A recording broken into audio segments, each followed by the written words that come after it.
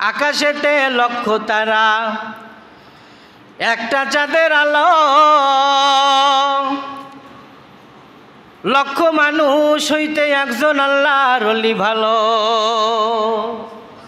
আকাশেতে লক্ষ তারা, একটা চাঁদের আলো, লক্ষ মানুষ হইতে একজন আল্লাহর ওলি ভালো। ফররুক আহমদ নাম শুনেননি?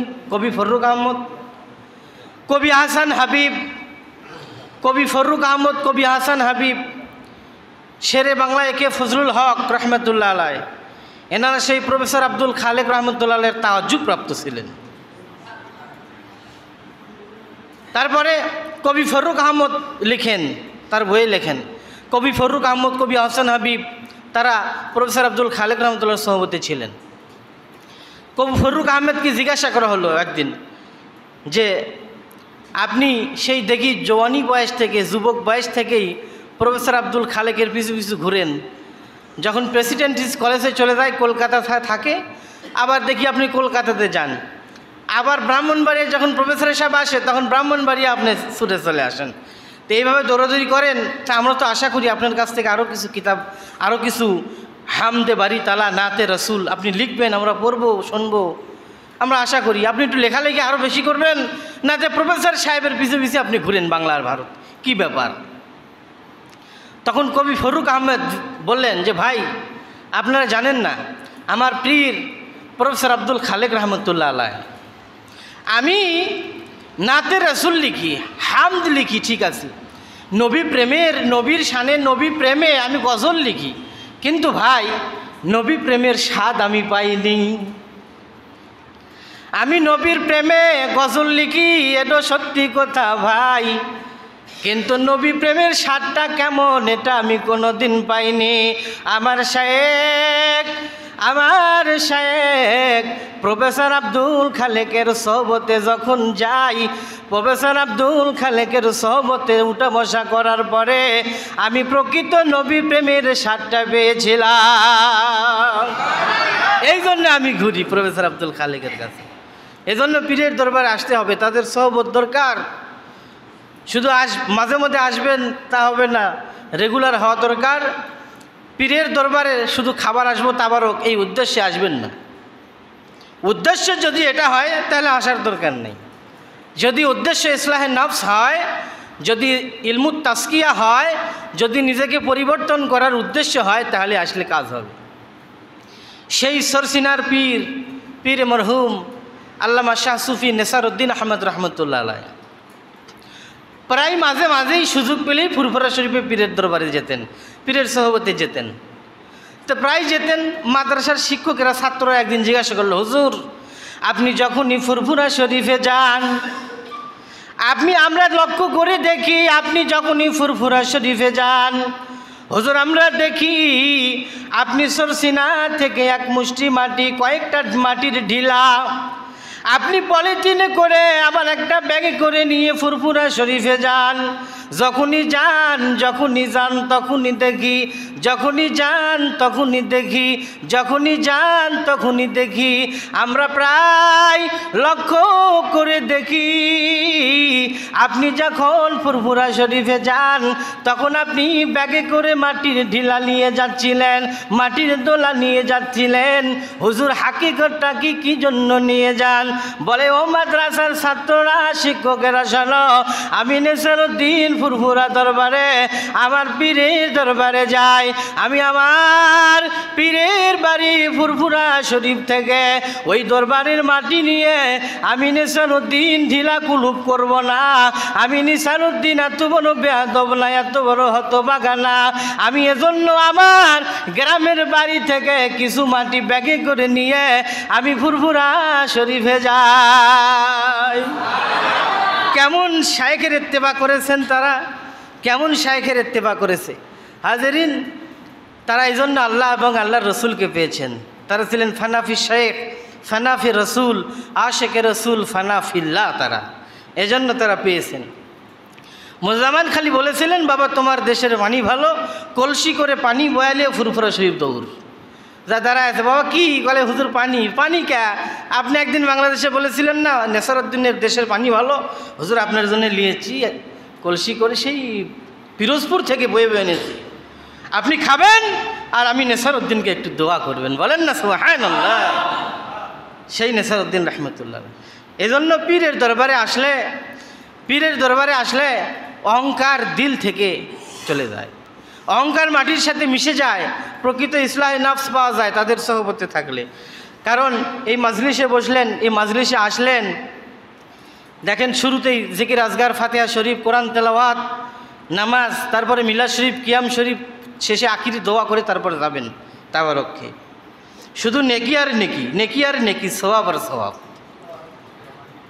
বাঙালি নগদে বিশ্বাসী, নগদে পায় না তাই বিশ্বাস করে না, কিন্তু কত যে রহমত, কত যে বরকত এ মাজলিসে, এটা বাঙালি দেখতে পারেনি, যার কারণে হয়তো পুরোপুরি একিন নাই, যার কারণে গায়ে লাগে না। আপনাকে কারেন্টের সুইচ আছে, বোর্ড আছে, যদি বলি যে ওই কারেন্টের ওই ছিদ্রের মধ্যে একটু হাত দেন, আপনি দিবেন না। কেন দিবেন না? শর্ট করবি। কারণ আপনার পুরোপুরি একিন আছে, বিশ্বাস আছে, ওখানে হাত দিলে আমার খবর আছে, এজন্য আপনি হাত দিচ্ছেন না, ঠিক কি না? তাই কারণ নগদে বিশ্বাসী আমরা। বাদশাহ হারুনার রশিদ আর বিবি জুবাইদা ঘুরতে ঘুরতে দেখে নদীর কিনারায় বাহলুল পাগল পা দিয়ে একবার বালু লাগতেছে, একবার হাতে দিয়ে লাসাচ্ছে, এরকম পাগলামি শুরু করছে। এ বাহলুল কি করো? বলে জান্নাত, আল্লাহ পাকের জান্নাত সাজসজ্জা করছি, সাজাচ্ছি। কি করবে? বলে বিক্রি করতেছি, জান্নাত বিক্রি করতেছি, লাগবি? তোর বিবি জুবাইদা বলে হ্যাঁ আমাকে একটা দাও না। কত? বলে 1 দিরহাম। 1 দিরহাম? দাও, টাকা দাও। ঠিক আছে, তোমাকে একটা জান্নাত দিয়ে দিলাম, যাও, চলে যাও। যাওয়ার সময় বাদশাহ হারুন রশিদ কয়, এই অযথাই 1 টাকা কী জন্য নষ্ট করলে? একটা ভিক্ষুককে দিলে তো এটা কাজে লাগতো, পাগলকে দিয়ে কী জন্য নষ্ট করলে? আচ্ছা দিয়েছি, চলে গেছে বাড়ি। যায় বাদশাহ হারুন রশিদ রাত্রিবেলা ঘুমিয়ে গেছে, স্বপ্নের ভিতরে দেখে হাসরের ময়দান শেষ, জান্নাতের ভিতরে ঘুরতে জান্নাতের ভিতরে দেখে এক সাইডে একটা রুম, রাজপ্রাসাদ, কি সুন্দর সাজসজ্জা করানো, সাজানো আল্লাহ পাকের জান্নাতের ভিতরে। তে লেখা আছে জুবাইদা মহল।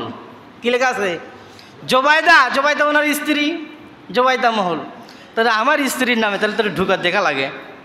তখন ঢুকতেই তখন এই পাহারাদার বলেছে, গেট আউট, নট অ্যালাউ, কাজ হবে না, চলেন। কেন? আমার স্ত্রীর নামে এটা বরাদ্দ, আমি ঢুকবো না। আরে আপনার স্ত্রী এটা ক্রয় করেছে, আপনার স্ত্রীর অধিকার, আপনি হবে না, চলে যান। ঘুম ভেঙে গেছে, সকালে এটা বলেছে, বিবি শোনো, কি এমন আমল করেছো যার কারণে এই স্বপ্ন দেখলাম জান্নাতে তোমার জন্য একটি প্রাসাদ? কি ব্যাপার, কি আমল করেছো? বলে তেমন তো কোনো আমল নাই। কি আপনি বলেন? না আমার তো তেমন, মনে করে দেখো কোনো আমল থাকতে পারে গোপনে। না আমার মনে পড়ছে না। তখন বলছে, ও শুনেন, ও যে গতকালকে যে 1 টাকা 1 দিরহাম দিয়ে খরিদ করে নিলে বাহলুল পাগলের কাছে, এটাই হতে পারে। এ বাদশাহ হারুন রশিদ, হ্যাঁ ঠিক কমন পড়েছে এবার, ঠিক, তাহলে এটাই হবি। তখন এবার বিবিক রেখে একেই চলে গেছে। যা দেখে ঠিক ওই রকম অবস্থা, ঠিক ওই রকম পাগলা ধুলাউল উল্লে খেলে নদীর কিনারে। কী করছো আজকে? ওই কালকের মতোই, তোমার শুনে লাভ নেই, তুমি সরো। জান্নাত বিক্রি করছি। তো ঠিক আছে, আমি একটা নিতে চাই, মূল্য কত? বলে বাগদাদের অর্ধেক রাজত্ব। বলেন না সুবহানাল্লাহ। বলে তুমি এত বেইনসাফি করলে ভাই। কেন? গতকালকে আমার স্ত্রীর কাছে 1 দিরহামে বিক্রি করলে, আর আমার কাছে আজকে তুমি বিক্রি করতে চাচ্ছ বাগদাদের অর্ধেক রাজত্ব, তাতে বেইনসাফি হয়ে গেল না?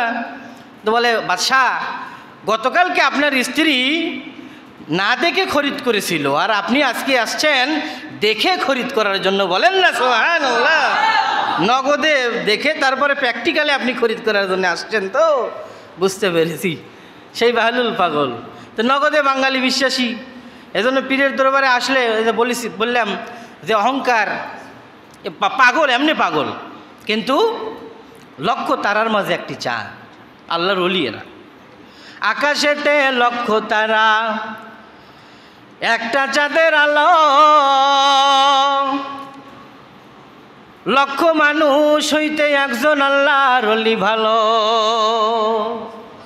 আকাশেতে লক্ষ তারা, একটা চাঁদের আলো, লক্ষ মানুষ হইতে একজন আল্লাহর ওলি ভালো। পাগল ছিল ঠিক আছে, কিন্তু আল্লাহর ওলি, বলেন না সুবহানাল্লাহ।